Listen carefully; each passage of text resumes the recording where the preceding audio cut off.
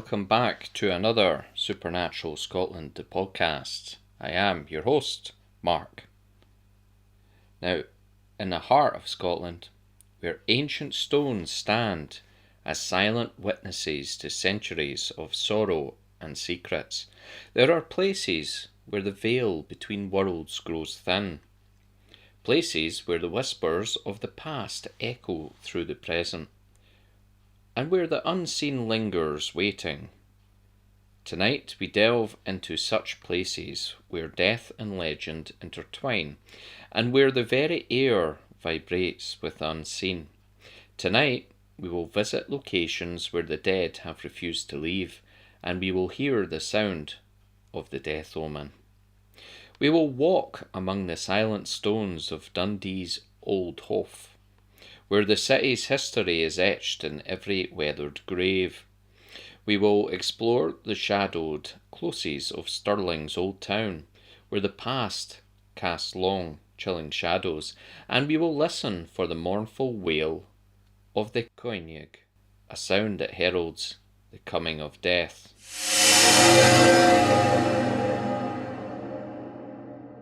Our journey begins in Dundee, at the old Howff cemetery.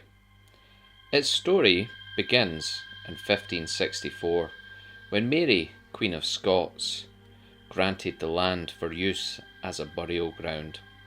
Before that, it was a garden of a monastery. Imagine that a place of quiet contemplation and prayer transformed into a crowded city of the dead.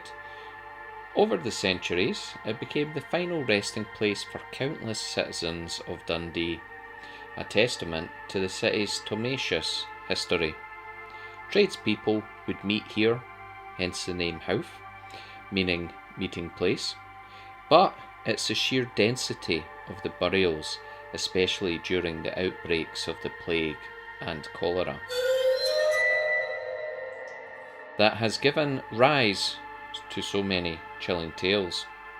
The ground itself seems to hold the echoes of the past, a weight of sorrow and loss that hangs heavy in the air. Within these ancient walls, whispers abound. The air itself feels different here, colder, heavier. Many visitors report an immediate sense of unease upon entering, a feeling of being watched by unseen eyes.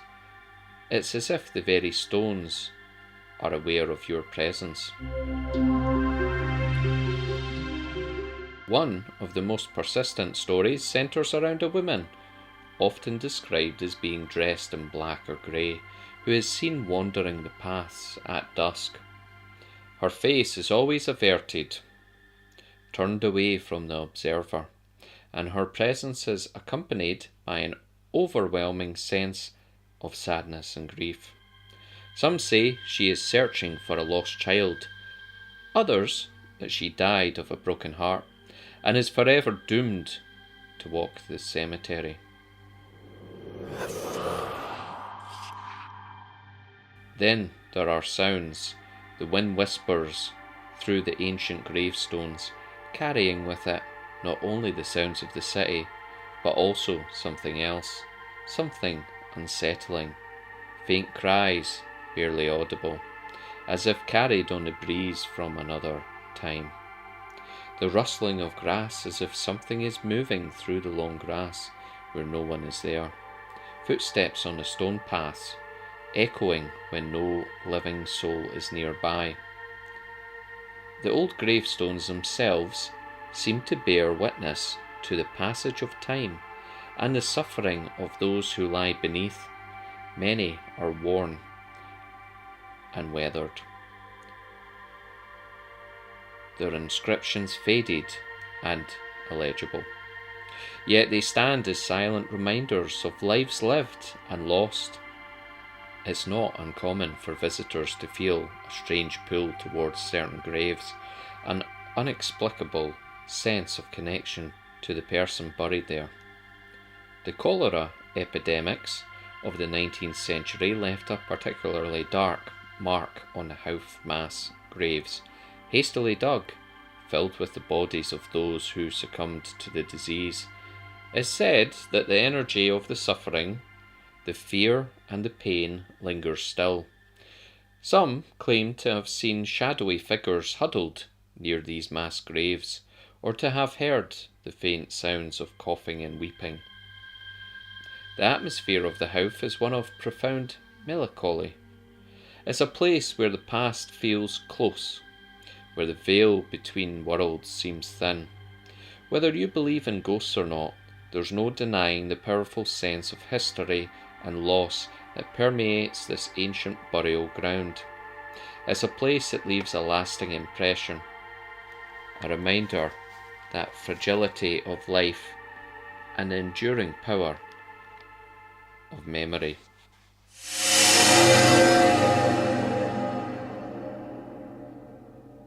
We now move to Stirling, to its ancient... Does anybody else hear bagpipes? That must be Gary trying to practice again. Let's try and get through the rest of the podcast without him interrupting with his not so good playing. We move now to Stirling, to its ancient old town, a place of medieval closes and winding wynds, where history seeps from every stone. Stirling, a royal borough, has been a pivotal point in Scottish history for centuries. Its strategic location, guarding the lowest crossing point of the River Forth, made it a key stronghold, and a place where kings were crowned. The old town, nestled beneath the imposing Stirling Castle, retains much of its medieval character, a testament to its long and storied past. The narrow alleyways or closes and the winding wynds are a labyrinth of history, where every stone has a story to tell. The old town jail, a place of grim confinement, holds stories of suffering and despair. Built in the 19th century, it replaced an earlier, far more brutal prison, where conditions were appalling and punishments were often swift and merciless. Within its walls, prisoners endured harsh conditions, disease was rife, and many met violent ends. Whispers of tortured souls, of footsteps echoing in empty cells, and the feeling of unseen eyes watching from the shadows are common tales. One story tells of a former warden, a man known for his cruelty, who is said to patrol the corridors, his heavy footsteps echoing through the empty cells. Visitors often report feeling a sudden chill and the sense of being watched, as if the warden is still keeping a watchful eye on his charges.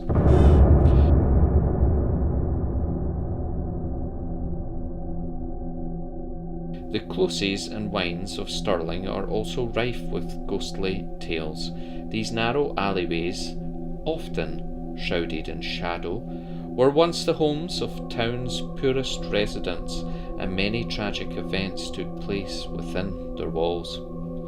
One particular close, known as Dead Man's Wynd, is said to be haunted by the spirit of a young woman who was murdered there. Her apparition is said to appear on dark nights, her mournful cries echoing through the narrow passage. People have reported seeing her pale figure, her face contorted in fear as she relives her final moments.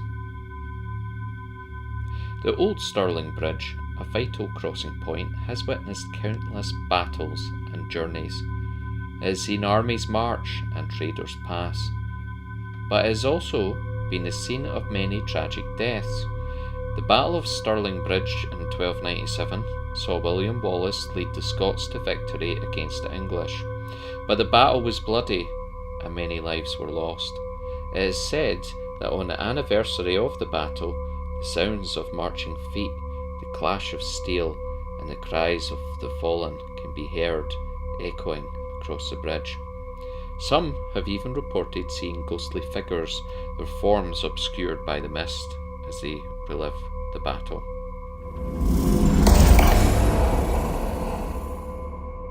The ancient buildings of the town, many of which date back centuries, also hold their share of ghostly tales. Old inns, where travellers once sought shelter, are said to be haunted by the spirits of those who never left. And private homes, once the scenes of family tragedies, are said to hold the lingering energies of those who suffered within their walls. The feeling of being watched, or the sudden drop in temperature, are common reports from these old buildings. So there it is. Stirling, just like Edinburgh, has plenty of ghostly tales and tragic histories. And now we turn to a sound, a chilling sound that echoes through the Highlands, the wail of the Caoineag.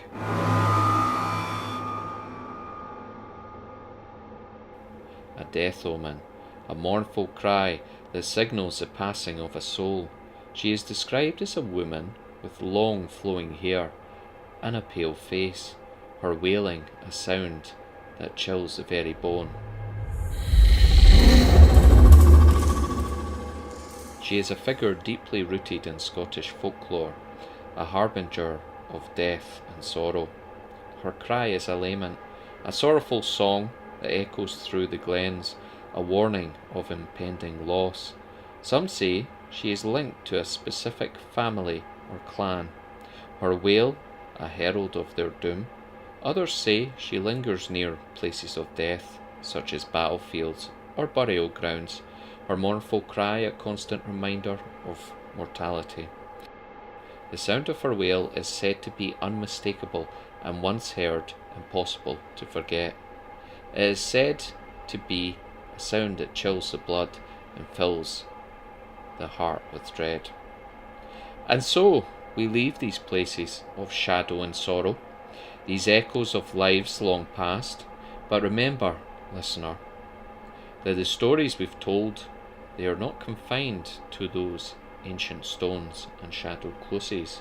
They linger like a cold breath on the back of your neck. They seep into the very fabric of our world waiting.